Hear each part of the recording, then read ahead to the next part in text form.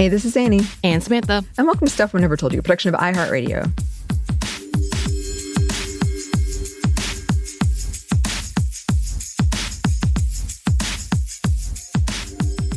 And before we start this Monday Mini, I'm going to put a timestamp because we are a little ahead. So getting things completed because we have future plans. So today is April 1st, 2025. And as it stands, things change rapidly. And we will see new conversations about this because this is going to be a long, long process. So before we start, I am in, just so you know, where I am personally, a whirlwind of anxiety and fear. And I'm not going to lie, as this new administration, or newer, I guess, this current administration, has gotten more emboldened and doing things without justification or even actually legally, I am in a state of fear. So as this episode is being recorded, I'm currently getting ready for a quick road trip to New Orleans, one of my favorite places. But I have become really anxious about traveling, especially traveling through red states. And I say this even in the state of Georgia. I have had my fair share of racial profiling, overall concerning looks from people who do not seem especially friendly to people of color, marginalized people, anyone different. And although I come from an area that is also very suspicious of anyone of color or anybody who looks different, I feel like this administration has made people really bold and upfront about these political views or ideals when it comes to the decimation of civil rights and DEI. So with that fact, on top of that, we have white supremacist groups getting funding to get military training, which is really concerning. They're often protected by police and government. We've seen that with different types of protests that have happened, and being pardoned for harassment, assaults, and even murder. So yes, I am very fearful about things. And with that, I have gotten into the practice of carrying my passport around on the daily in fear of being approached by ICE. And recent stories have been coming out of different people who've been detained without warrants or due process and being essentially kidnapped and sold due to their ideology. The same people who are saying that it would happen to them if their holy beliefs had been used against them. And, they also use this in saying that they're martyrs, and that they're being persecuted. They're the same defenders who are cheering this on, saying that this is God's will and they're getting rid of the bad people. So bad means essentially, if you don't believe what I believe, is what we're getting at. Labeling anyone as terrorist if they question the motives or actions of the current administration and their allies, and using this as a defense of trafficking people out. So with all of that, this is very personal to me. I'm not going to go into too much detail. I will say a lot of adoptees like myself have been very concerned for a long time because it's been really sticky in situations like naturalization and the process of doing it and people being ignorant to how that is completed and done. And then just recently, again, more so now, to the fact that I've been on message boards with adoptees talking about their heritage, talking about be careful of what you put up on social media. And of course, this is just to everyone, but specifically to adoptees because it could be used against them. So yeah, it's very, very personal. So just from the National Immigration Law Center, quote, in January 2025, DHS issued a memo expanding the use of expedited removal. Under this policy, the government can detain and deport people without seeing a judge if they cannot prove they've lived in the United States for at least 2 years. Undocumented people should carry evidence of 2 years residency if they have it. If they are arrested, show it to an officer to prevent deportation without a chance to see a judge. There's a lot to be alarmed about this, but one thing to remember, there have been instances that ICE does not care about your proof. Or if you are found somewhere without your ID, they don't wait around. Also, a lot of them go forward going after people without warrants or documents and again, nothing is signed by a judge. So they do not care. Literally to the point that someone was recently detained and they said, I am a green card holder. And they said, your green card has been revoked. That's all they said. They didn't show anything. They didn't prove anything. They didn't take them in front of anyone. They didn't allow for lawyers. nothing. And that was enough. And they got detained and they were lost in the system for a good long time. Turned out they were in Border Patrol incarceration detainee in Louisiana, in a jail in there, an institution there. And I think they're still there. There are several people who have actually been deported to El Salvador. And that's a whole different conversation that we're not having today, but is concerning and we should be talking about in current affairs. And there have been also those who've been detained, again, who have just had their visas revoked. So yes, these people are here, quote unquote, legally, which, we hate that term in general. But as for all purposes, whatever, yes, they had their visas, they had their sponsorship, everything was legally done, and they were revoked. Many of them were detained at their university or on their university campus or near their campus, which is a conversation, again, that we need to have as well about the fact that these universities, prestigious schools, are conceding and bowing down before actual need. So that says a lot.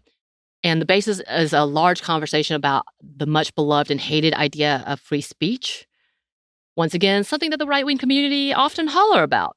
I have free speech. What's the matter with free speech? But that's only for me, if I'm white and Christian conservative. But again, so why are they being detained and deported? Here's a bit from CBSNews.com with an article published on March 31st.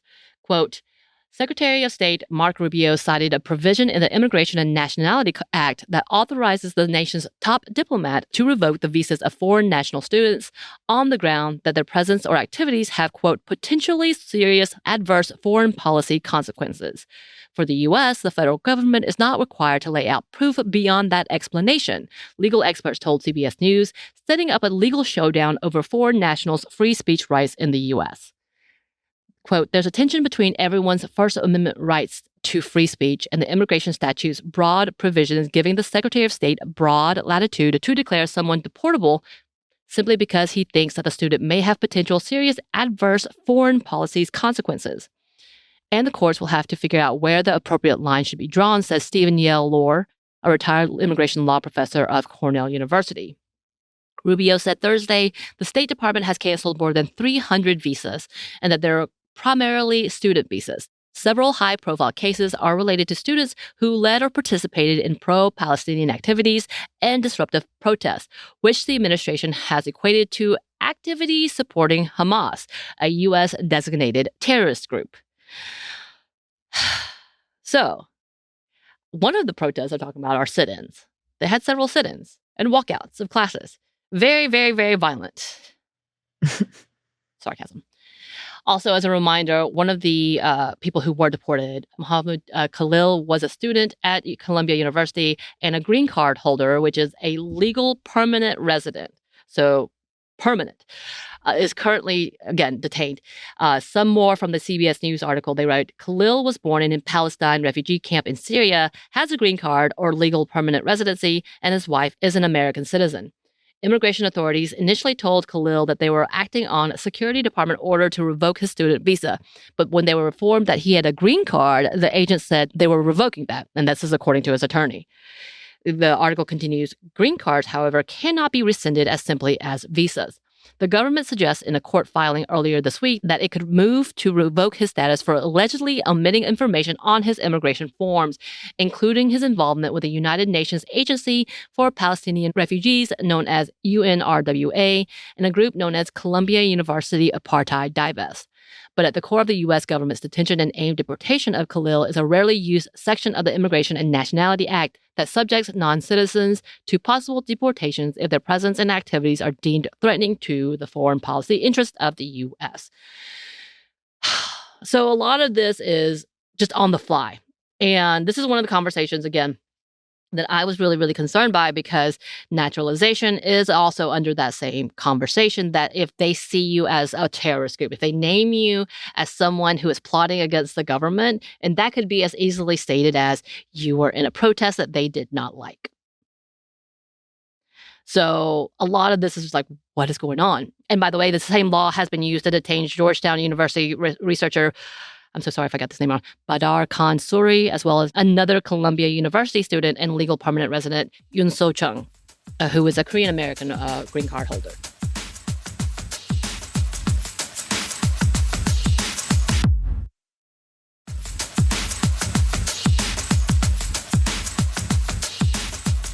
So there's so many more who are being detained. There's a huge list. And obviously, as we said, 300 visas were revoked. The amount of people who are being detained that are American citizens are actually really concerning. They don't have a number because they don't have to. They don't even have to tell a judge, as in fact. So again, they are deported, detained under the guise of terrorism or a threat to foreign policy. And coming back into the country from even visiting the country has put many people under suspicion, with widespread conversations about how to lock down your phones, as the government has the right to search your phones upon re-entry of the country, entry or re-entry. The way many have been pulled aside for lengthy questioning, many who have stated they were profiled by TSA, yes, a chunk of them are people of color, and many other nations have advised their people not to travel to the U.S. or given travel advisory. From an article from Condé Nast Travel, which I thought was interesting, they wrote, following these incidents, Canada and several European countries have issued travel advisories for the U.S. While most of the government warnings don't specify why they were added, the timing points to the Trump administration's executive orders regarding immigration and tightening of border policies. I also want to put right here, when I was trying to look up these conversations and these articles, the initial, when I would just put like names, popped up the state government guidelines. So I found that very suspicious, because usually you'll get hot topic stuff at the top of searches. All of a sudden, they're not there. I had to be very specific in finding these articles. Alarming. We already know where Google is on the side of this administration. They have bent the knee. We know we've had this conversation. So it's showing, just an FYI. So with that, and some of the warnings that we were talking about are due to the recent anti-trans policies put in place by the administration. Quote, the heightened advisories come after citizens from European countries have been detained and deported by immigration officials while traveling to the United States. Some of the warnings also note that the State Department has also suspended its policy allowing transgender, intersex, and non-binary people to update the sex field on their passports, eliminating the X marker as an option. So yes, this is a huge conversation. We know that several Canadians have been detained. We know that several people from Germany have been detained. So yeah, this is a huge, very worrisome conversation. My family wants to travel outside of the U.S., and I am very much backing out in concerns to this. And here's this level of like, not because I did anything wrong, but because of my stance and beliefs, that I am scared that they're going to use this podcast against me, my job against me, things that I have said in light of wanting to see better humanity in conversations where I ask why police have been shooting innocent Black people, or why millions of civilians are dying in this supposed terrorist war on Hamas when it's seemingly not that way. How humanitarian aid trucks are being bombed and being deterred from entering places to help civilians. Once again, like, there's so many conversations, and I'm not ashamed of these point of views, but I am concerned at where the U.S. is turning, and knowing that I am a naturalized citizen. And that fact, I was brought here by white people, very conservative white people who voted for this fool, dude, person. ...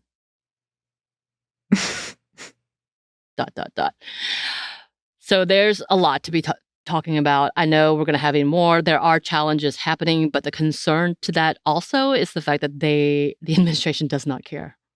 Yeah.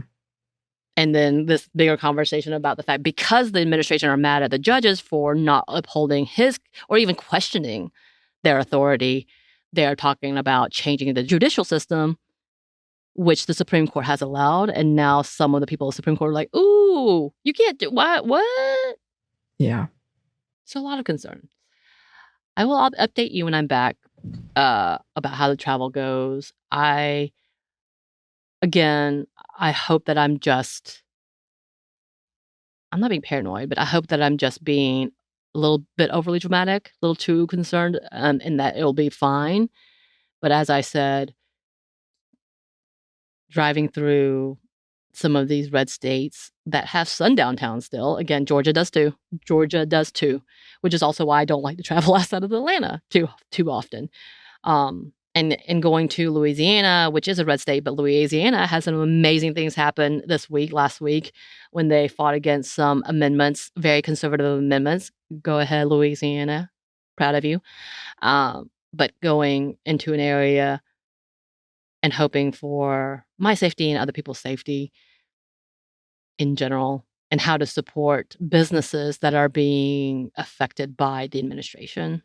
Again, I also had Anney. I had already told Anney that I had all these subjects that I was thinking about talking about. And another one was, how do you travel to red states like ours, but do it in a conscious, moral way without supporting the policies and the things that the government of that state seems to be doing? That's another conversation as well. That's a big one. Mm-hmm. Yeah. This is why these Monday menus get away from us frequently. It's difficult. There's so many things.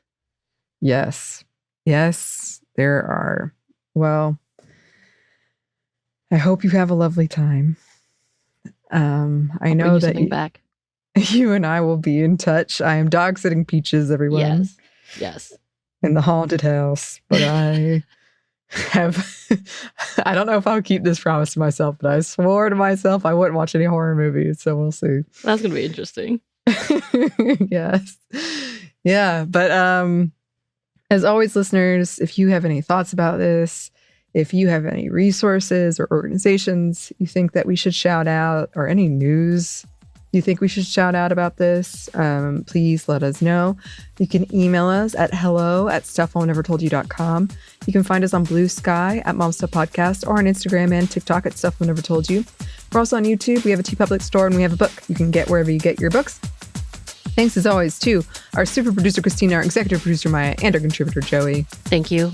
And thanks to you for listening. Stuff Mom Never Told You is a production by iHeartRadio. For more podcasts from iHeartRadio, you can check out the iHeartRadio app, Apple Podcasts, or wherever you listen to your favorite shows.